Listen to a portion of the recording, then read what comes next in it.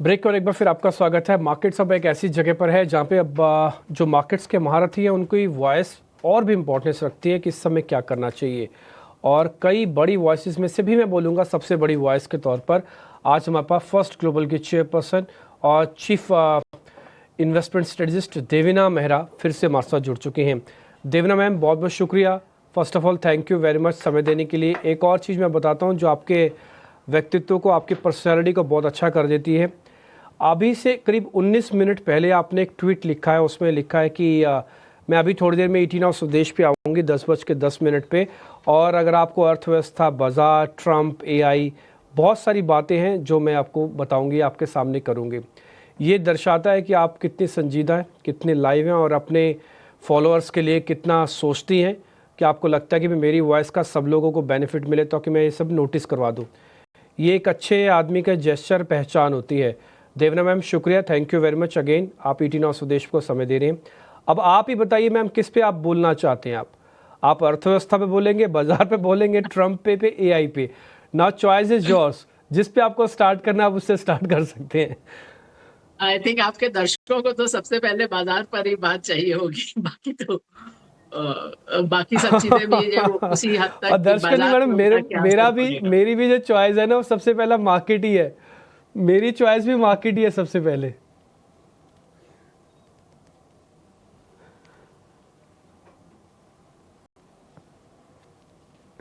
Yes ma'am, please बताइए ma'am, पहले markets पे आपका टेक, मार्केट्स पे आपके क्या कैलकुलेशंस हैं, आप क्या सोचती हैं, और उसके बाद फिर हम धीरे धीरे करके एआई, ट्रंप और अर्थव्यवस्था, इन सब पे बातचीत करेंगे। अगर आप सबसे पहले हमको जरा मार्केट्स के बारे में बता पाएँ प्लीज़। मार्केट्स का जहां तक सवाल है वहां जो मेरे विचार है बहुत बदले नहीं है। अभी इधर कई लोगों के मैंने देखा विचार बदल रहे हैं बाजार के कारण, लेकिन मैं तो पिछले 6-8 महीनों से यही कह रही थी कि आपका जो अगर स्मॉल माइक्रो कैप की तरफ निवेश है तो वहां से निकल के थोड़े स्टेडी लार्ज कैप पोर्टफोलियो की तरफ बढ़िए। और बहुत हद तक अभी भी मेरा वही कहना है। ऑफ कोर्स स्मॉल कैप में आपको स्टॉक बाय स्टॉक देखना पड़ता है, तो हो सकता है कुछ अच्छे स्टॉक भी हो, बट अगर आप बाजार का आज की स्थिति देखें, सबसे पहले तो मतलब आज क्या हुआ है, आज तक, तो एक तो बात है कि जो बाजार ऊपर से गिरा है ये कोई अप्रत्याशित बात नहीं है। लगभग आप 18 साल पीछे जाएं तो 3-4 साल छोड़ के हर साल 10% से नीचे की गिरावट आती ही है। और जो एक साल जिसमें नहीं आई थी उसमें 2023 भी शामिल था। तो 2 साल के बाद इंडेक्स आपको 11-12% नीचे नजर आ रहा है, वो बहुत ज्यादा नहीं लगता है। लेकिन आप अगर देखें कि स्टॉक्स का क्या हाल हुआ है, तो 80% स्टॉक ऐसे हैं जो 25% से ज्यादा गिरे, जिसमें लगभग 65% हैं जो 25 से 50% गिरे हैं, और 20% के करीब हैं जो 50% से भी ज्यादा गिरे। तो एक्चुअली 85%, 85% स्टॉक्स 25% से ज्यादा गिरे हैं। इसके कारण जो आपके दर्शक हैं सबको थोड़ा दर्द ज्यादा महसूस हो रहा होगा, जो कुछ हद तक सेंसेक्स और निफ्टी में नहीं कैप्चर हो रहा है। तो वो तो एक बात हुई। जैसा मैंने कहा, मेरा तो काफी समय से यही दृष्टिकोण रहा है कि आप स्मॉल कैप, माइक्रो कैप में बहुत अधिक निवेश ना करें। वो सब एरिया जहां फ्रॉथ है, जहां बहुत सारे थीमेटिक फंड्स आए हों, वहां से निकल जाइए। तो वो अभी भी मेरी राय वही बनी हुई है। जो लार्ज कैप्स का है, ये नहीं है कि जरूरी नहीं कि अभी इससे नीचे जा ही नहीं सकता है। ठीक है, इंडेक्स में भी और 4% गिर सकता है, उससे अधिक का मुझे स्कोप नहीं नजर आता है। मतलब तो इसलिए अब हम लोग कहीं बॉटम के आसपास हैं लार्ज कैप इंडेक्सेस में। तो जो लोग ये सोच रहे थे कि करेक्शन आएगी तो निवेश करूंगी, अब वो लोग निवेश कर रहे हैं कि नहीं कर रहे हैं, ये एक प्रश्न है। सोच समझ के निवेश करिए, लेकिन अब जो भी आपका इक्विटी एलोकेशन है उसमें निवेशित रहने का वक्त है। इक्विटी का जो एलोकेशन है, स्टॉक्स का, बाजार का, उसमें निवेशित रहने का समय है। देवीना मैम की ये राय है। देवीना मैम, अभिषेक बोल रहा हूँ, बहुत शुक्रिया आपका समय देने के लिए। Good morning. बहुत सारे लोग ये भी जानना चाह रहे हो, हम रोज पूछ पूछ के थक गए हैं और एक्सपर्ट जवाब दे दे के भी शायद थक गए हैं कि एफआईज आखिर भारतीय बाजार से नाराज क्यों हैं, इतनी बेरुखी क्यों है, ये तो ये जानना चाह रहे हैं। और दूसरी चीज, ये जो ट्रंप का जो टैरिफ टेरर है, क्या बाजारों को आगे और परेशान करेगी? आप देख रही हैं कि यहाँ से टैरिफ और गहराते हुए? देखिए, ट्रंप जी का जहां तक सवाल है, जब उन्होंने इलेक्शन जीता था नवंबर में, उसी समय मैंने एक लेख लिखा था कि लोग जो बोल रहे हैं कि बाजार पे उनका क्या ही असर होगा, चाहे भारतीय बाजार हो चाहे अमेरिकी बाजार ही हो, मैंने कहा अभी आपको मालूम भी नहीं कि वो करेंगे क्या, और आप उसका second order third order impact बता रहे हैं। तो अभी तो हम खाली ये कह सकते हैं कि अनसर्टनिटी बढ़ गई, जो कि बढ़ गई बिकॉज एक तो ट्रंप जी जो हैं वो तो हैं ही, और साथ में उनके साथ है एलन मस्क। तो कुल मिला के तो क्या हो रहा है, अब जैसे उन्होंने बोला था हम 60% टैरिफ लगाएंगे चीन पर, फिर वहां 10% लगा के मेक्सिको और कनाडा पे ज्यादा टैरिफ लगा दिए, जो ऑफ कोर्स बाद में उन्होंने कम किए। तो वो एक तो उनकी ये भी स्ट्रैटेजी है कि एक बड़ा नंबर अनाउंस करो फिर उसमें कटबैक करो, और टैरिफ से अल्टीमेटली तो अमेरिका की इन्फ्लेशन या मुद्रास्फीति की दर बढ़ती है, वो तो सीधा सीधा हो ही गया है, ऑलरेडी हो गया है एक्चुअल इन्फ्लेशन नंबर में भी और इन्फ्लेशन एक्सपेक्टेशन में भी, तो वो तो असर नजर ही आ रहा है। तो अब जैसे उन्होंने इंडियन फार्मास्यूटिकल पे बोला कि हम 25% टैरिफ, तो अब सच्ची बात तो ये है कि अमेरिका में ऑलरेडी हेल्थ केयर का जो कॉस्ट है वो बहुत ज्यादा है, बाकी सारे विकसित देशों से ज्यादा है, और रिजल्ट उन सबसे खराब है। तो पैसा आप ज्यादा खर्च कर रहे हैं और आपके जो नागरिक हैं वो स्वस्थ नहीं रह पा रहे हैं उतना खर्चा करके भी, तो इंडिया पे टैरिफ लगा के तो आप और हेल्थ केयर का प्राइस बढ़ाओगे ही। तो मेरे हिसाब से तो ये हो सकता है नेगोशिएटिंग टेक्निक हो, और अब कुछ और इंडिया से कंसेशन चाहते हो, इंडिया ने तो काफी कंसेशन दे दिए हैं, लेकिन हो सकता है और भी कुछ चाहते हो। Devina ji, good morning. Mansi this side and again taking cues from the tweet जो कि काफ़ी इंटरेस्टिंग है आपका। ट्रंप और बाजार पर तो आपने अपनी राय रखी, लेकिन साथ ही आर्टिफिशियल इंटेलिजेंस और साथ ही अर्थव्यवस्था का भी जिक्र आपने किया है। And yes, why not, artificial intelligence एक नए लेवल तक ही पहुंच चुका है और अब दुनिया भर के इंटरनेशनल ब्रोकरेजेस भी इसका जिक्र कर रहे हैं और मार्केट्स के साथ इससे टच बेस भी कर रहे हैं। डीप सीक के लेटेस्ट एआई मॉडल की अगर बात करें, मार्केट फ्रेंजी को काफ़ी हद तक प्रॉम्प्ट किया, लेकिन साथ ही इन्वेस्टर्स को कॉशियस भी रहना है। आपकी क्या राय रहेगी यहाँ पर? और यस, मार्केट के करंट लेवल सिचुएशंस को देखते हो, अगर कोई सेक्टर्स है आपके रेडार पर तो वो भी बताइएगा जरूर। देखिए, एक तो ये बात है कि एआई एक तो है कि कहाँ आप इस्तेमाल कर सकते हैं, तो हम तो इस मामले में थोड़ा पायनियर रहे हैं। हमारा तो जो पीएमएस भी है और ग्लोबल फंड्स भी है, हम लोग कहते हैं ह्यूमन प्लस मशीन सिस्टम। तो ह्यूमन प्लस मशीन का मतलब हुआ कि मशीन मतलब मशीन लर्निंग, आर्टिफिशियल इंटेलिजेंस, तो वो इस्तेमाल कर रहे हैं। इसलिए नहीं कि वो अभी अवेलेबल है या बहुत फैशनेबल हो गया है, लेकिन वो जरूरत है, क्योंकि पहले अगर आप उसी तरह से फंड्स मैनेज करेंगे जैसे 30 साल पहले होता था, तो अब वो तरकीबें काम नहीं आएंगी।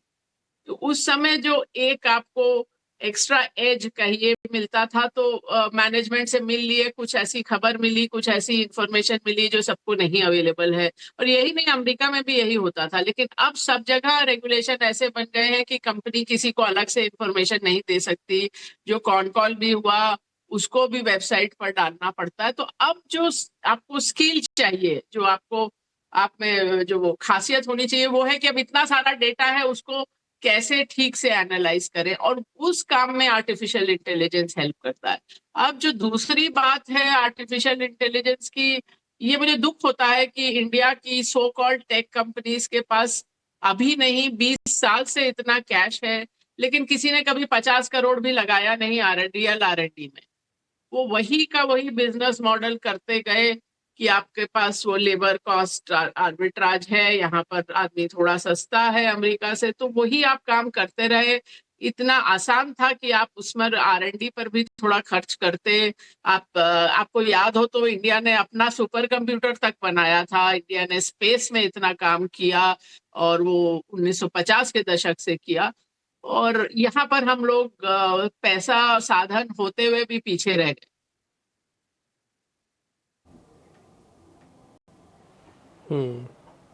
हाँ, आपने देवना और मैम, एक फिर सेक्टर अभी की बात पूछी थी। क्या करना चाहिए जिनके पास? हाँ, एक आपने सेक्टर हाँ, की सेक्टर्स बात के भी पूछी। पूछा था मानसी ने, मैं ही रिपीट कर देता हूँ।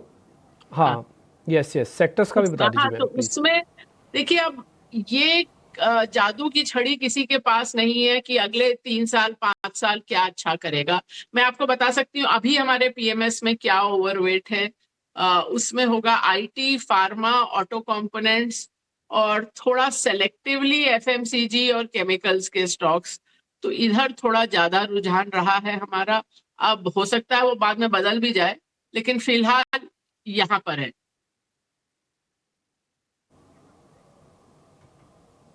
ओके, जो ठीक है अभी हम लोग का मैम। एक्चुअली जनवरी मेरा का भी क्वेश्चन यही imbalance था हुआ, कि आप उसके बाद। सेक्टोरली कहाँ पे बुलिश हैं।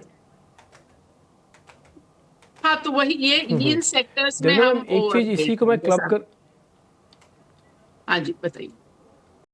ओके, मैं ना इसी में थोड़ा सा और एक्सटेंशन चाहता हूँ देवना मैम। आप मेरे को ये बता पाएँ कि देखिए कुछ लोग ना ऊपर के रेट पे फंसे हुए हैं, वो कैसे भी आप समझ लीजिए, कैसे भी आप जान लीजिए, थोड़ी उनके पास पोजीशंस हैं, तो उनको कहाँ पे और पोजीशंस को बढ़ाना चाहिए किसी भी तरह से। जैसे 10-12% की करेक्शन आई हुई है इंडेक्स पे, तो अगर मौका मिलता है तो कहाँ पर और थोड़ी पोजीशंस को वो स्ट्रेंथ कर लें, मजबूत कर लें। एग्जाम्पल के तौर पर मान लीजिए मेरे पास कोई एक शेयर है और वो करीब 25-30% करेक्ट है। तो देखिए, कोई भी शेयर 25-30% करेक्ट हो गया, 50% भी नीचे है, तब भी जरूरी नहीं है कि वो आपको उसमें पोजीशन बढ़ा लेनी चाहिए या खरीदना चाहिए। सो स्टॉक के लिए ये चीज, कोई चीज 50% घटती है वो और 50% घट सकती है अगर उसका वैल्यूएशन शुरू से ही बिल्कुल गलत था। तो एक चीज आप अपने दिमाग से निकाल दीजिए, जो सभी निवेशकों को निकाल देनी चाहिए, वो ये कि मुझे पैसा इसी में से बनाना है। अब मेरा वो 100 वाला 60 या 70 हो गया तो मैं इंतजार करूंगी कि वो 100 हो जाए। तो ये सबसे गलत धारणा है, बिकॉज बाजार को कोई इंटरेस्ट नहीं है कि आपने किस भाव पे कोई चीज खरीदी थी। और आपको भी इस चीज में फंस के नहीं रह जाना चाहिए, क्योंकि पैसा कहीं से भी आए वो सेम होता है। तो आपने इसी स्टॉक में आप 60 से 100 गए, या अभी कुछ और अच्छा लग रहा है वहां गए और वहां आपने उतना रिटर्न बहुत जल्दी बना लिया, हो सकता है ये 60 वाला कभी भी 100 नहीं हो। ये भी आप बात याद रखिए कि हर जो थोड़े पागलपन के हद तक तेजी आती है, और कुछ हद तक स्मॉल माइक्रो कैप आईपीओ वगैरह में पिछला साल उस तरह का था, तो उसमें जो स्टॉक्स चलते हैं वो जरूरी नहीं कि वो कभी उस भाव पे वापस आए। और ये भी नहीं कि कई तो कंपनियां ही खैर गायब हो जाती हैं, बंद हो जाती हैं, लेकिन कंपनियां जो चलती भी रहती है, आप जैसे डीएलएफ को देखिए, डीएलएफ का आईपीओ आया था, उसके बाद कुछ समय तक वो आईपीओ प्राइस के ऊपर रहा, उसके बाद कई दशक निकल गए वो भाव नहीं आया, तो वो आप इंतजार ही करते रह जाएंगे। तो इसलिए आपको जो निर्णय लेना है, जिस तरह से हम लोग पीएमएस में करते हैं कि आज हमारे पास कैश है तो हम कहाँ निवेश करेंगे, ये भूल ही जाइए कि कहाँ पर हैं आप। तो अगर उस वो जो अब स्टॉक्स हैं वो अब आज की डेट में सबसे अच्छे स्टॉक्स नहीं लग रहे हैं, तो निकल जाइए उससे, कहीं और रहिए। लेकिन जैसा मैंने कहा, अब ये समय है कि आपकी जो भी इक्विटी एलोकेशन है, जो कि 100% कभी नहीं होनी चाहिए, लेकिन जो है इक्विटी एलोकेशन, अभी बाजार में वापस आने का टाइम है, पर वही स्टॉक्स नहीं जरूरी। देवना मैम, एक और सवाल है। देखिए, लोग थोड़े से ना डरे हुए हैं, और डरे इसलिए हुए हैं कि पिछले 3-4 साल में अगर हम कहें तो लोगों को थोड़ा चस्का लग गया था कि नहीं, स्टॉक्स डबल हो रहे थे, ट्रिपल हो रहे थे, 40-50% बढ़ रहे थे। अब वो चीज़ हो नहीं रही है, थोड़ा सा माहौल अभी ख़राब है। तो ये जो साल है, ये पैसे बचाने वाला साल होगा या पैसे बनाने वाला साल होगा? कहाँ फोकस ज़्यादा रखना चाहिए? और दूसरी चीज़ कि बैंकिंग फाइनेंशियल को लेकर ये कंसेंसस बिल्ड हो गया है कि हाँ, नंबर्स इसके अच्छे आए हैं Q3 के, तो ये सेगमेंट ठीक लग रहा है। लेकिन ये काफ़ी ब्रॉड है, इसमें प्राइवेट बैंकिंग है, सरकारी बैंकिंग है, NBFCs हैं, अगर देखेंगे तो स्मॉल फाइनेंस बैंक्स हैं, फिनटेक्स हैं। आपके हिसाब से वेल प्लेस्ड कौन सा सेगमेंट लग रहा है? देखिए, सबसे पहली बात कि आपका आज की डेट में नहीं, हमेशा ही फोकस रहना चाहिए रिस्क मैनेज करने का और पैसे संभालने का पहले, रादर देन कि मैं ऐसी चीज में जाऊं जिसमें छक्का लग जाएगा। वो छक्का लगाने के चक्कर में आप आउट हो जाएंगे। तो ये तो आज की डेट में नहीं, ये मेरा हमेशा की ही फिलॉसफी रही है। कई बार आपके चैनल पर भी कहा होगा कि investing is a losers game. तो आपका पहला फोकस होना चाहिए कि मैं हारूं नहीं, जीत अपने आप आएगी। ये एक एक माइंडसेट बदलने की बात होती है। अभी पिछला साल तो ऐसा था कि मेरे पास छोटे मोटे इन्वेस्टर नहीं, फैमिली ऑफिस टाइप भी आके बोल रहे हैं कि I will be happy with 30-35% return. मुझे साल का 30-35% मिल जाए तो मेरे लिए बहुत है। मैंने कहा 30-35% कोई भगवान ने लिख के नहीं दिया है कि आपको मिल जाएगा। तो ये बहुत सारे लोगों को, जैसा मैंने कहा, इतिहास नहीं मालूम कि बाजार में इतना भर करेक्शन तो आम है, उसके से ज्यादा भी आता है। और ये कोई हम लोग सोचते हैं कि हाँ, टेक्स्ट बुक में तो लिखा है कि equity is a volatile asset class, लेकिन वॉलेटिलिटी का हम लोग समझते हैं कि एक साल 20% रिटर्न मिलेगा, अगले साल ठीक है कम मिलेगा 7-8%, हो सकता है अगले साल -30% आए। तो ये भी होता है, बाजार ऐसा ही है। लेकिन आपको हमेशा रिस्क मैनेज करके रखना है, स्टॉप लॉस रखने हैं, एक सेक्टर में बहुत एक्सपोजर नहीं करना है, ये भी रिस्क मैनेजमेंट का एक गुर है। और जब भी आप निवेश करें, ये अपने को बोलें कि हो सकता है कि मैं गलती कर रही हूँ, बिकॉज आप जितना भी ध्यान से चुनाव करेंगे, कुछ स्टॉक्स ऐसे होंगे और कुछ कंपनियां ऐसी होंगी जो किसी भी कारण से वैसा नहीं नतीजे लाएंगी जैसा आपने सोचा था, तो निकल जाएगी उससे। तो ये सब भी बहुत महत्वपूर्ण है। बैंकिंग मैं हमेशा थोड़ा डर डर कर ही निवेश करती हूँ। एज किसी ने मुझे बोला कि मैम आपका तो तकिया कलाम है कि I am a nervous investor in banks and lenders. And आप पिछले 5 साल में देखिए तो खाली 2022 को छोड़ के बाकी 4 साल बैंकिंग इंडेक्स ने निफ्टी को अंडर परफॉर्म किया है।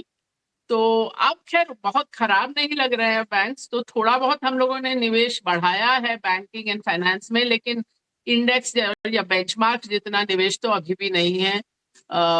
तो और जैसे जैसे आप बैंकिंग के थोड़ा बाहर, जैसे आपने बोला बहुत तरह के फिनटेक है, ये है वो है, वहाँ एक तरह से क्रेडिट का प्रॉब्लम तो बिल्डअप हो रहा है। अब वो कब वो सामने आएगा वो अलग बात है, लेकिन ये कि बहुत ज्यादा क्रेडिट दिया जा रहा है शायद उन लोगों को जिनमें वापस करने की क्षमता नहीं है, वो तो नजर आ रहा है। अभी मैं इवेंट में थी जहां मिस्टर केवी कामत भी बोल रहे थे, और मैंने ये दोनों चीजों के बारे में अलग अलग लिखा था, लेकिन साथ में नहीं उनको देखा था।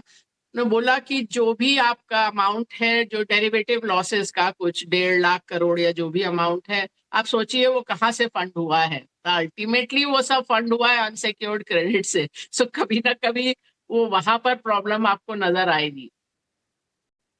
Devina ji, golden piece of advice is coming from you. Thank you so much हमारे साथ जुड़ने के लिए, सवालों के जवाब देने के लिए, और बाजार में इन सिनेरियोज में जहां काफ़ी वॉलेटिलिटी है, हमारे मार्केट पार्टिसिपेंट्स, हमारे व्यूवर्स को एडवाइस देने के लिए कि पहले अपनी जो करंट पोर्टफोलियोज है उसे संभालने का समय है, ना कि आपाधापी में कोई गलत डिसीजन लेने का।